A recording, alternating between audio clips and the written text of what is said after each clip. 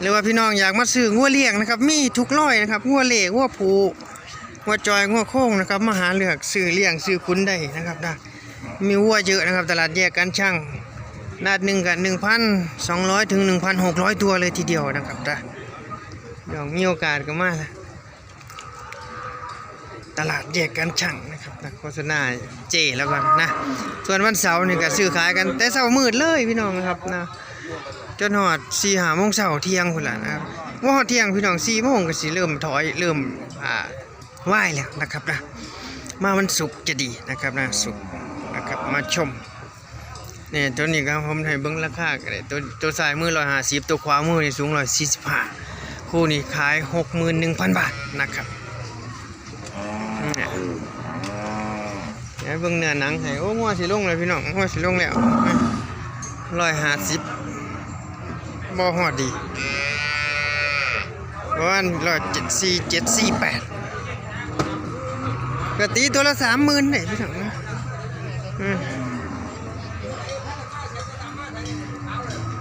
เนี่ยเขาตีคู่พี่น้องเขาตีคู่นะ145ตัวนี้โอ้พี่น้องย่านงัวดีเด้อพี่น้องได้ซ้ำนี่เด้นะครับนะคู่นี้ 61,000 บาทนะครับนะนี่ที่เด็ดเขาให้5,800ไม่แข็งนี่งัวผูพี่น้อง5,800100 เมตร 10ผมถ่ายบางวัน8 นาทีโอ้มื้อนี้งัวหลายคนก็ซื้อกันหลายนะครับนะมีราคาทุกตัวแหละบัวนะครับนะอยู่ที่ว่าสิซื้อขายกันบ่นะครับนะถ้าแม่นเฮาได้มาแข็งจังซี่เพิ่นก็บ่ขายนะครับนะอันใดมาบ่แข็งมันได้เพิ่นก็ขายนะครับเพราะงัวมีราคาทุกตัวเบิ่งมื้อนี้งัวโค้งๆ 14,000-15,000นี่ขายดีกว่างัวอ้วนนะครับนะงัวโค้งๆ 14,000-15,000โอ้ในห้อยให้ 17,000 นะครับนี่145นี่งัวอ้วนเวียดนามบ่เข้าเด้อพี่น้องเด้องัวอ้วนนี่ซื้อขายกันหน่อยมากครับนะหน่อยแห้งงัวอ้วนนี่เวียดนามบ่เข้าบ่คือคักมีการซื้อขายกันแต่งัวผูกันนั่นนะงัวอ้วนนี่บ่มี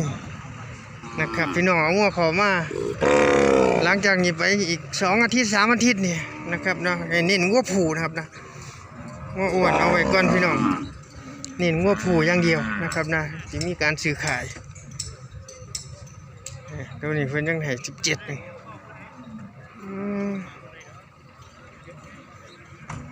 เดี๋ยวผมจะขึ้น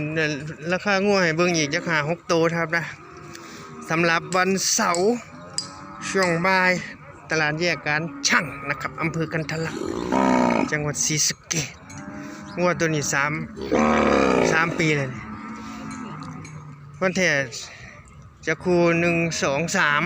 2-3-4 ปีเลยตัวนี้เดี๋ยวเบิ่งถ่ายก่อนนี่ให้ถ่ายนี่เถอะมันบ่ให้เบิ่งพี่น้องเอาประมาณนี้ก่อนแต่บ่ปานใดดอกเบิ่งงัวอ้วนก่อนนี่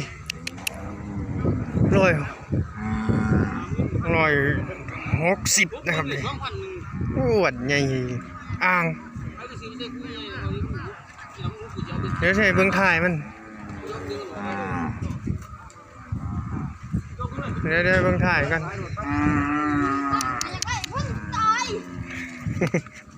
มึงถ่ายมัน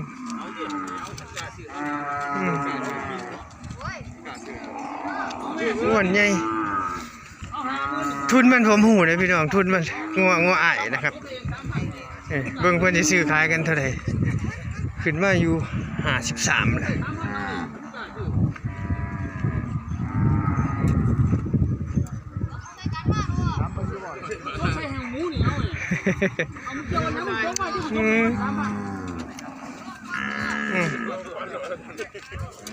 ลงแผ่นหลังเดี๋ยวขึ้นไปตัวหนังสือให้ลงถ่ายมันดีล่ะ อืม เมื่อไงกูไปเล่นใช้กูไปเล่นมีที่ 45อืม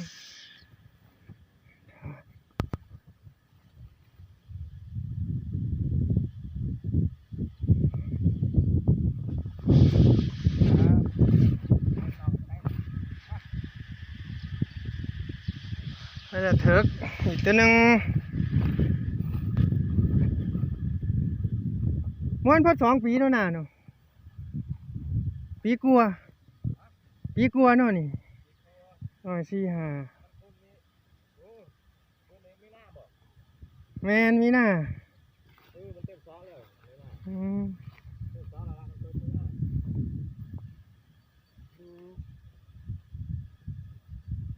า ถ่ายโอ้โหสูงไงถ่ายกัน145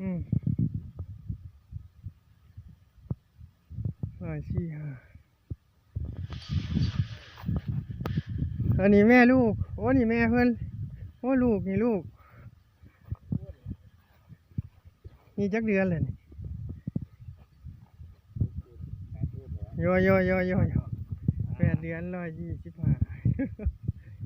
ปุดิ สงการ อืม 8 เดือน พ่อเพิ่นสมพ่อได้ บ้านเฮา โอ้ให้ลูกงามอยู่ปุลูกอันนี้แม่เพิ่นตัวไหนโอ้พูด ให้ลูกเอาโต แม่มันออกเล่ๆเนาะแม่มัน135อยู่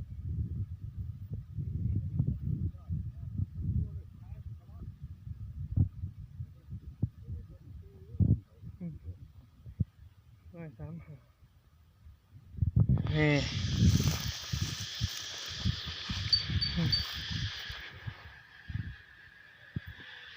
แม่ลูกโคมแรกวันนี้แม่ลูกโคมที่2ให้ละแม่มันโอ้หุ่นโตจอย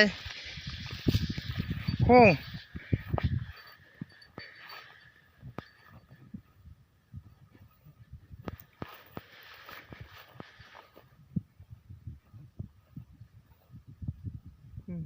142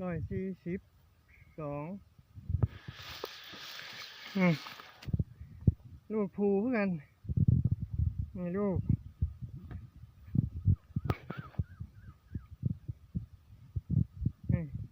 ยักเดือนแล้วนี่ ยังไงจ๊ะประมาณเดือนกว่ามาถึง2มั้ง